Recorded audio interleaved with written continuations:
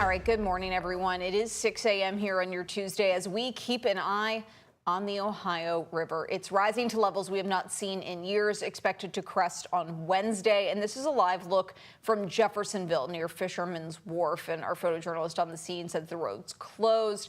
Waters are getting really high there on the Jeffersonville side of the river. We're diving into how people in Kentucky are dealing with this complete mess here in the next couple of minutes. There is a lot to get to.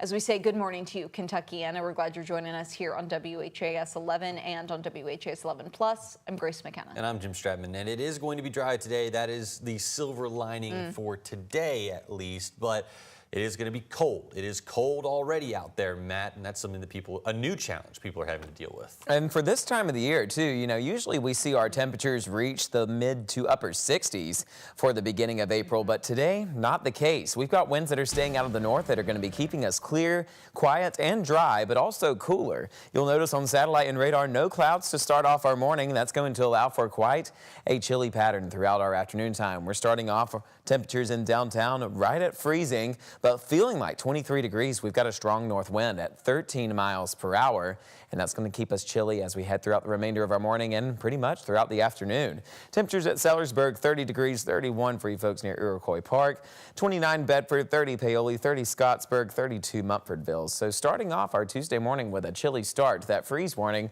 still in place until 10 a.m. later this morning time, and also the flood warning still around until 12 p.m. this afternoon, and we're still expecting some more freezing temperatures as we head into tonight as well. The water levels on the Ohio River have increased a little bit. They're still making their way closer to that crest level that's in the forecast for tomorrow morning. So we're still anticipating some more rising water here near downtown. Temperatures are going to make their way into the upper 40s, lower 50s as we head further on into our afternoon hours. So you can expect temperatures to really max out around 50 degrees with plenty of sunshine. But notice, typically we're in those upper 60s for this time of the year. So this certainly is a bit cooler than what we're used to here in Kentuckiana. We're going to have more details all about what you can expect with that forecast coming up. But here's a quick look at your traffic details this morning. So far, we are still in the clear, no matter where you're headed this morning on those major interstates, moving along smoothly. If anything changes, we will let you know.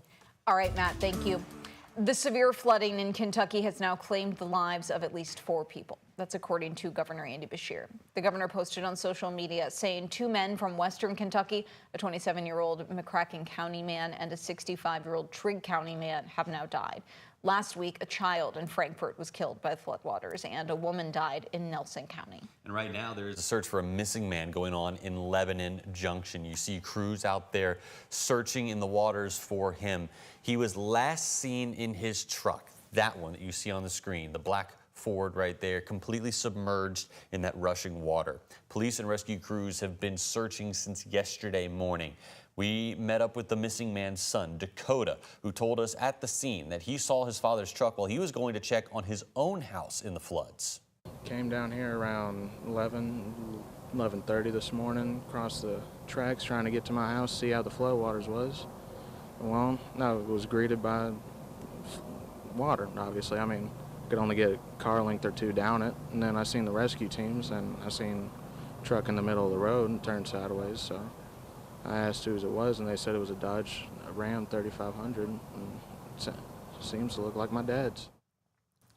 The search and rescue crews do plan to continue the search a little bit later on this morning. As emergency teams work to evacuate flooded areas, officials warn the worst may still be ahead. We know that parts of downtown Louisville are already submerged underwater, and the Ohio River isn't expected to crest for at least another couple of days, really expected to come up tomorrow. WHAS 11's Alex Dieter and photojournalist Emma Gefter show us how some here in Kentuckiana are planning to try to ride out these rising tides. Cars on I-64 cruise along, just feet above the Ohio River, filled with debris covering downtown Louisville. Streetlights nearly submerged and wires hanging in rising Ohio River floodwaters lead to an unconventional way of getting to work for those under I-64. I'm getting ready to hop on a little boat and hopefully take me over there to where I can stay a little bit drier. The 111-year-old belle of Louisville, rising with the Ohio. Employees like steamboat watchman Gavin Fauché are seen hopping on a smaller boat to get to work on a bigger boat. The water will go up so much, and the ropes and the the wires will go up, and we have to constantly change them every hour, or else the boat will get stranded or it'll tilt over. You don't want anything bad to happen like that. Across the river, Harrison County has declared a state of emergency. The Palmyra, Indiana sewer treatment plant, its own island. And I've never dealt with anything like this. Town Council President Sammy Childers says the floodwaters have shut down operations of the plant. It's like thousands of gallons of water. That's just, it's not even feasible to get it out of here. With items recommendation and also talking with the Harrison County emergency management people, they basically just suggested to let it recede. With no timeline of how long that could take. Alex Dieterer, WHAS11 on your side. Right now, Palmyra Township is asking residents and businesses to limit the amount of water they use. You can do things like take shorter showers and cut down on how much flushing and washing you do. 7 flood walls are now up all over Louisville. MSD says that it added 2 more flood walls at 8th and 11th Street yesterday afternoon. They joined the other 5 flood walls around in use around the city. All 16 MSD pumps also fully activated at this point.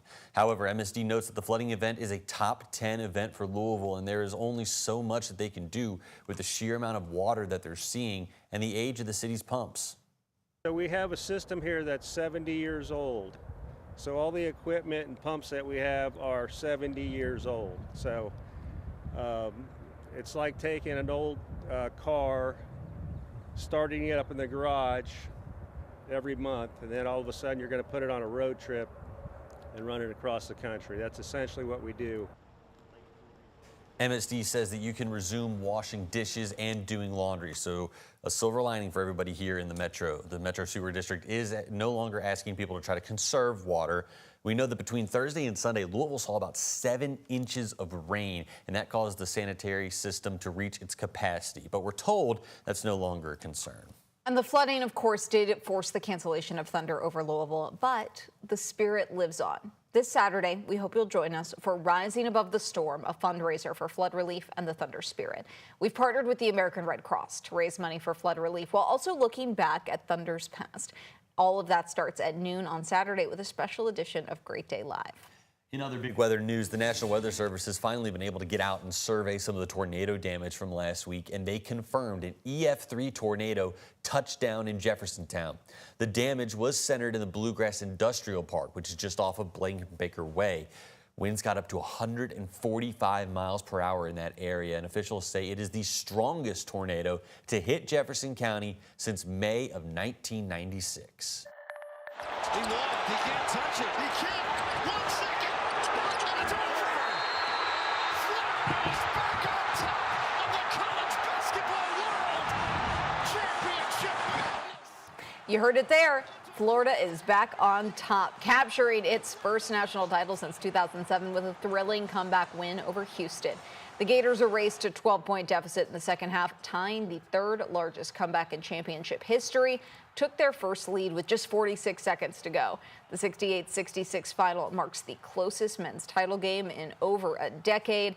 Chaos in Gainesville.